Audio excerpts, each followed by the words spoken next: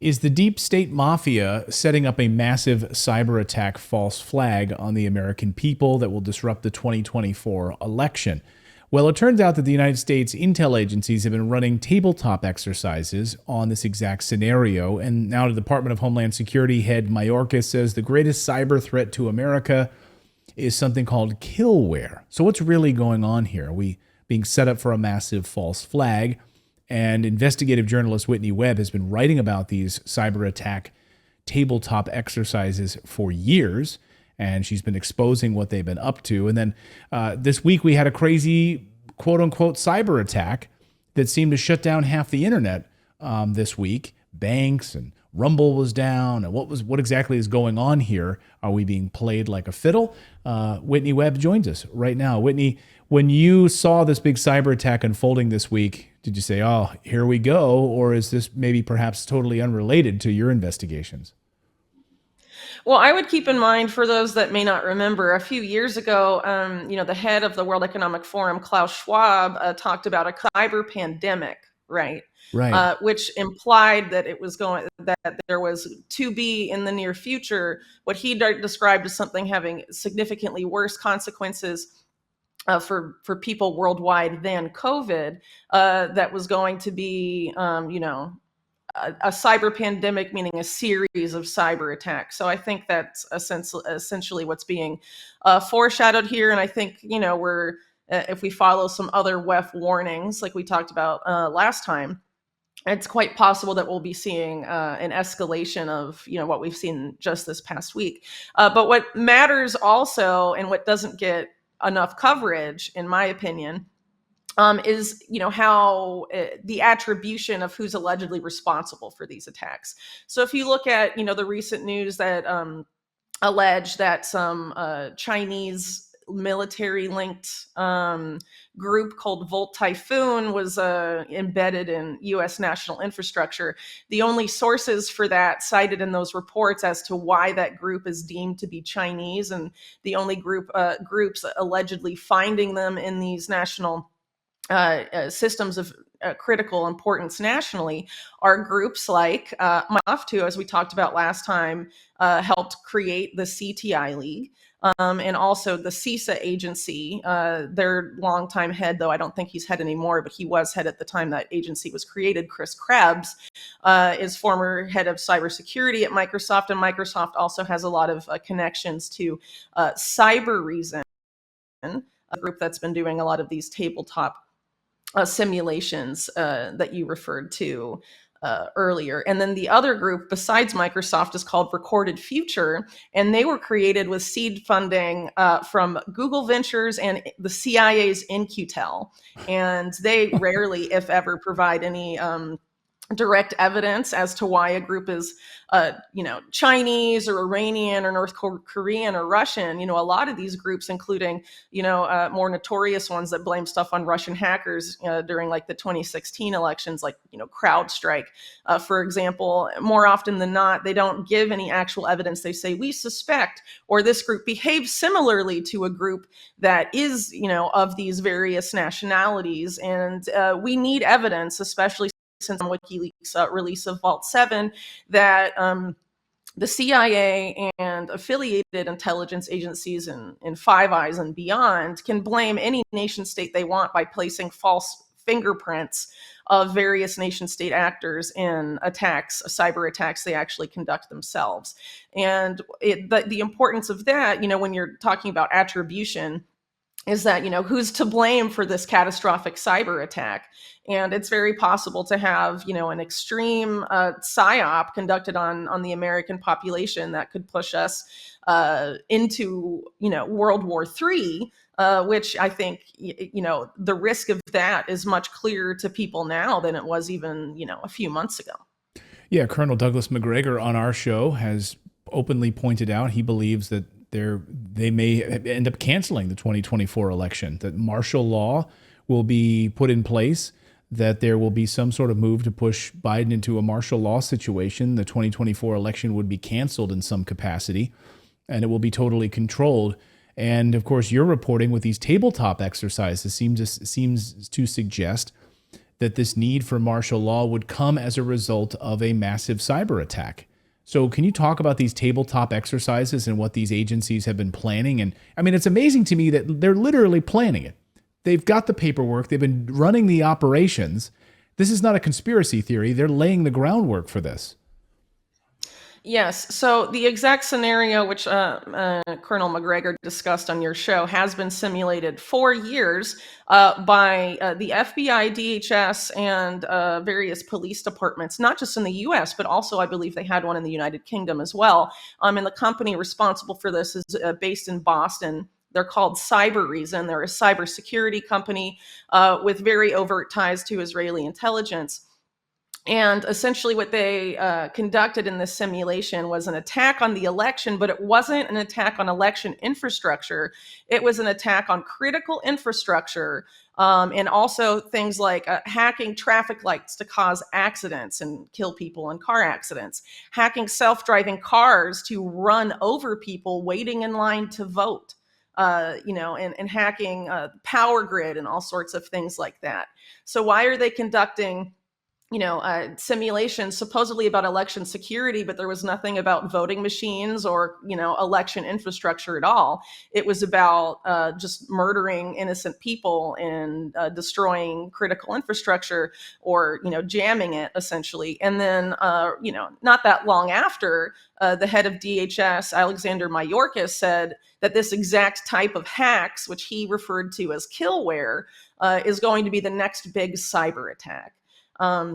Which of course is deeply unsettling. And even more unsettling is that Cybereason, the head of Cybereason, Lear Capital, says that his work at Cybereason is a direct continuation of his service to Israel's Signal Intelligence Agency, Unit 8200. And while there, Lear Capital specialized in offensive cyber attacks targeting other nations, not unlike Ohad Zaydenberg of the CTI League.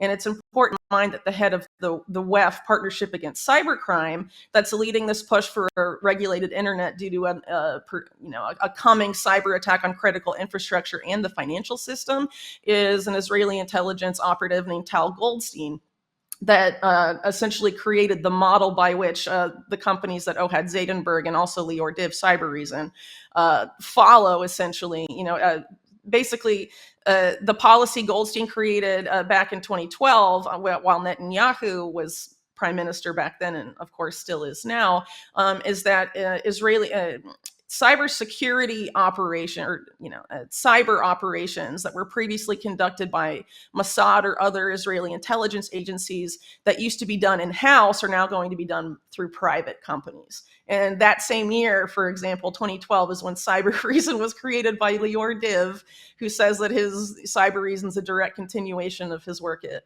Unit 8200, which was offensive attacks on other nations. So just really crazy when you again consider what we talked about last time, that Israeli intelligence has a deliberate policy of getting the U.S. to preemptively, or at least attack Iran first when they want to bring in a regional war into the fore. So it's incredibly troubling. We think about when we know that they can place digital footprints, digital fingerprints on anything, and they can claim that, oh, it's Iran. Yep. The reason all of your banks are down, you can't get access to your monies because, Iran just launched a massive cyber attack. And we're telling you that that's the case because Israeli intelligence is telling us. How can we believe them at all? And then what are we to do? Launch some massive military strike against Iran? And this is why evidence matters, because all of the companies essentially up to now that are being reported in mainstream media as the ones attributing blame to these nation states are either funded directly by the CIA or Unit 8200 or people related to these intelligence agencies. People, wake up. And we need better evidence than that. Wake up.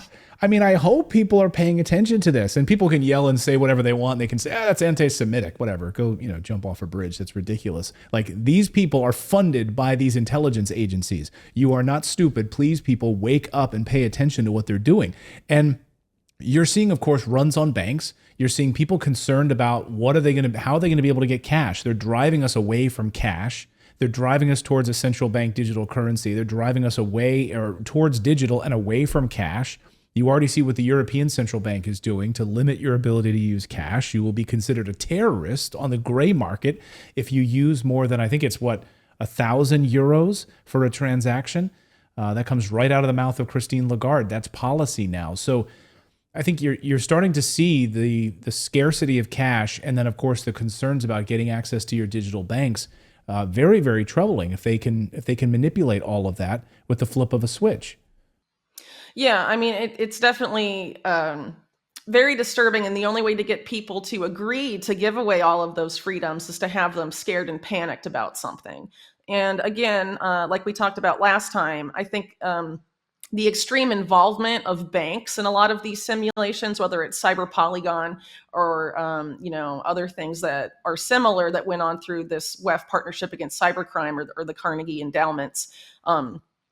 Equivalent program, it's very they know that things are going to get bad in the financial system, and they don't want to be to blame this time, at least publicly, what they were in 2008. So what better way to not only absolve yourself of blame and be able to blame some faceless hacker, but also push for the predetermined solution that you want to impose on people, than having this cyber attack where we have to have a completely regulated internet and have to be able to tie people's digital IDs to everything they do online. And then, of course, to their money as well, because it's not just a push for ending online anonymity. It's a completely related push to ending financial anonymity as well. And we're seeing this also with major efforts of the DOJ, a member of the WEF partnership against cybercrime, to go after all of these crypto exchanges to surveil people's transactions there more than ever before. I mean, if you look at what happened with the recent settlement with Binance, now the U.S. government can surveil transactions to an extreme degree compared to how it was before.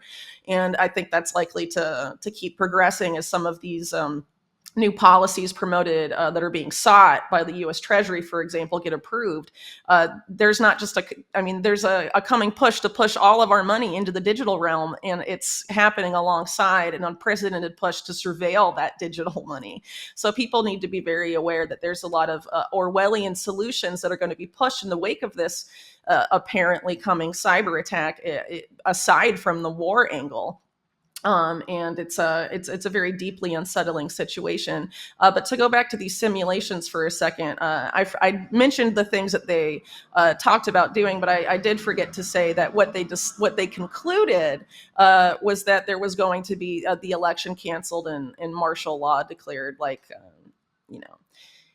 Essentially what they were doing in that simulation was finding the precise things that needed to happen in order to trigger that response. So what were the precise why things? Why is DHS and the FBI studying that with this company tied to Israeli intelligence, which, by the way, is heavily partnered with Lockheed Martin and has access to a lot of U.S. military systems directly because of that partnership. So let's be precise then. What specifically, as a part of the Cyber Reason tabletop exercises, did the FBI and the intelligence community put together that said these certain items need to happen in order for martial law to take place, President Biden to become, dictator, basically, cancel an election? What precise things would have to happen in these tabletop exercises through this cyber attack? Well, these simulations happened during the Trump administration, back around the time of the 2020 election. And essentially, it was a team composed of employees from Cyber Reason, almost all of which were veterans of this particular intelligence service. And the people that were trying to defend against these cyber attacks in the simulation were DHS and the FBI. So essentially, you had Cyber Reason employees gauging the reaction in order to obtain this particular outcome. But again, you have Alexander Myorikas, after the simulation takes place, saying that same exact type of attack, these Kill Ware attacks, are going to be the next big thing. And but what would trigger? But what would trigger? What would trigger something that would rise to the level of martial law? I mean, it happened at the tail end of the Trump administration, so now it's under the Biden administration, and then we're heading into the 2024 election. Is it electric grid collapses? Banking system collapses or is blocked, and that's what would trigger it. What would trigger it? So in these particular simulations, it didn't even go that far. It was much small. It was things like, again, the hacking of self-driving cars, of traffic lights, and a lot of emphasis on social media and misinformation. So it's of that small? course, It's just traffic lights and misinformation. causing panic and fear and people being run over by self-driving cars, which, by the way, Vice did an investigation where they interviewed people from Unit 8200 several years ago about how simple it is to hack not just self-driving cars, but anyone's car. Well, I was a part of a big investigation. We went out to Pittsburgh and I sat with hackers who managed to hack into these cars, and I drove one of these vehicles, and I was driving it, had total control myself. And then they remotely took control of the car and ran me right into a ditch for this, to show us that they could take total control of the car. And we had it all on camera, and we filmed the whole thing, and I couldn't believe it. I couldn't control the wheel. I couldn't do anything. They ran me right off the road, and it was for a segment we were filming it and trying to understand how this technology worked. They almost ran me right into a tree, by the way, and they later apologized for it. But we were speeding. We were going pretty fast, and it ran me right off almost into a tree in a ditch. So yeah, they can do this if they want. And this was 8 years ago. Imagine how sophisticated the technology is now. Mm-hmm. Yeah. Yeah. Again, it's definitely disturbing stuff. I wish more people would be paying attention to this, particularly the attribution side, and how extensively this has been gamed out by our national security agencies, think tanks tied to national security, and a lot of these contractors either tied to U.S. or Israeli intelligence. And in talking about all this stuff, I'm certainly not trying at all to pick on Israel, but what I do want to emphasize is that a lot of conservatives specifically have a blind spot here.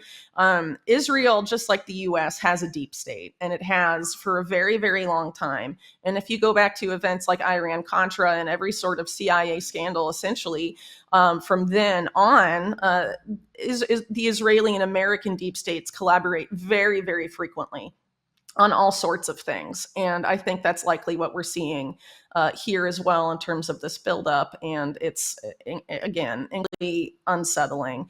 And I do want to make clear, too, that both the American deep state and the Israeli deep state have no problems killing their own people to get what they want and advance their ultimate goal of more power and control and money for themselves. Yeah, I think you're absolutely right about that. We've seen that. Well, they will kill presidents of the United States. We know that they've done that as well, JFK. I'll get you out of here on this, Whitney, which is this week we saw this massive cyber attack, if you want to call it that. Where do you think the fingerprints there lie with this cyber attack this week as you're studying how this thing was unfolding this week and listening to the media's response to it? We were told China. Are you referring to the one that was blamed on China, or the one on Rumble that you also mentioned? Okay, so as far as I read about the China... Yeah, I think it was connected because it was the same day. Rumble was attacked, Netflix was down, banks were being hit, allegedly. But yeah, we were hearing immediately it's China. Yeah, so, again, I only really read the articles, I believe, that were put up by the Washington Post that got a lot of circulation on those attacks. I unfortunately didn't have time to dig too deeply into all of the reporting on it. But in those particular articles, it didn't talk about so much what the alleged attacks were more that it was a lot of probing, or that they were embedded in national infrastructure seen there, this particular group, which again they referred to as Volt Typhoon. And the article itself was mostly people from think tanks or former national security talking about Chinese hackers, and there was really very little substance as far as to what the actual attacks or probing were, and how they know that Volt Typhoon is affiliated with China, and essentially nothing on why they believe it's affiliated with China.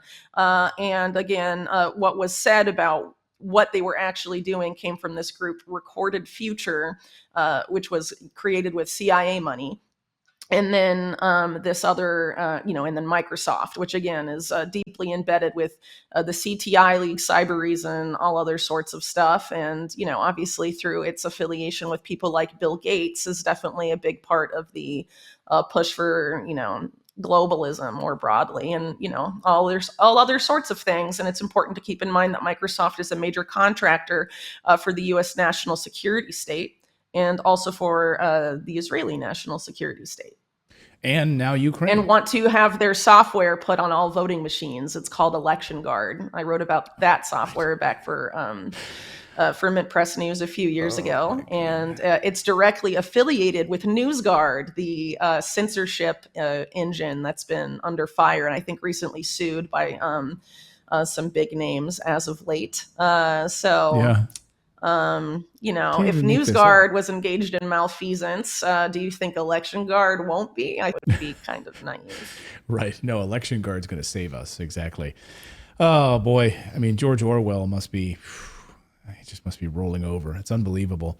Whitney Webb, as always, thank you so much. I encourage all of our viewers to go and read Whitney's great website. It's unlimitedhangout.com, right? Have I got the URL correct? Unlimitedhangout.com. Yep. You can check Whitney's great reporting and investigations, following the money.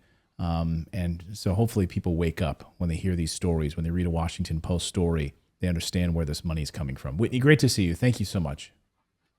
Thanks for having me again. Take care. Thank you so much for watching this segment here at Redacted. We are live every day at 4 p.m. Eastern Time, trying to share the stories that the mainstream media will not cover. You should also come over and join our community of Redacted Rebels over at redacted.inc. That's our private locals community where we can share exclusive content that we simply cannot share here on YouTube. Come over and join the rebellion together right now by going to redacted.inc. We'll see you next time.